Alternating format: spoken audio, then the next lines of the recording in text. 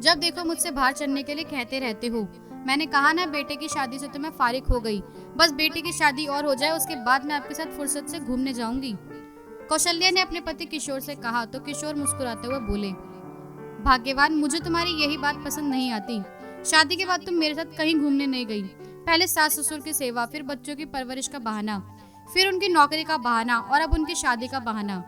मैं तुम्हें जो भी पैसे खर्च करने के लिए देता हूँ, तुम उनमें से अपने ऊपर खर्च करने की बजाय यही सोचकर जोड़ती रहती हो कि बेटी की शादी में फुर्सत से साथ घूमकर खुशियां मनाओगी।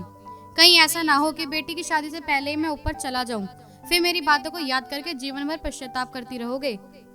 पति की बात सुनकर कौशल्या उनके होठों पर हाथ रखते हुए बोली, ऐसा मत कहो जी, भगवान करे मेरी उम्र भी आपको लग जाए।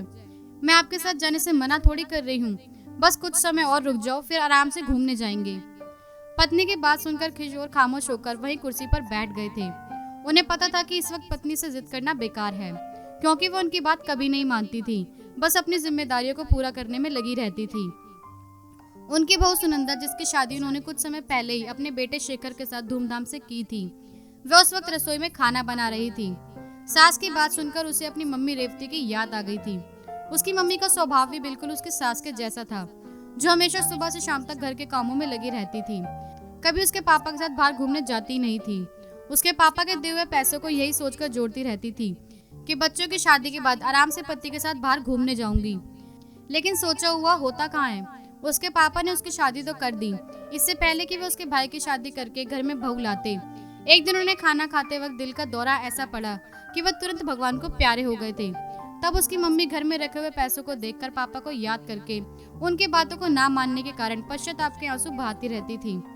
पापा के जाने के बाद उन्होंने भाई की शादी तो कर दी, परंतु उनके साथ घूमने की खुशियां मन की मन में ही रह गई थी। उसके भाई ने और इसने अपनी मम्मी से कई बार कहा था कि चलो अब कहीं घूमने चलते हैं, परंतु पापा के जाने के बाद मम्मी का कहीं जाने का मन ही नहीं करता था। बस पापा की फोटो देखकर हमेशा यही कहती, काश आप मेरे साथ होते तो मैं आपके साथ घूमने की ख्वाहिश जरूर पूरी करती।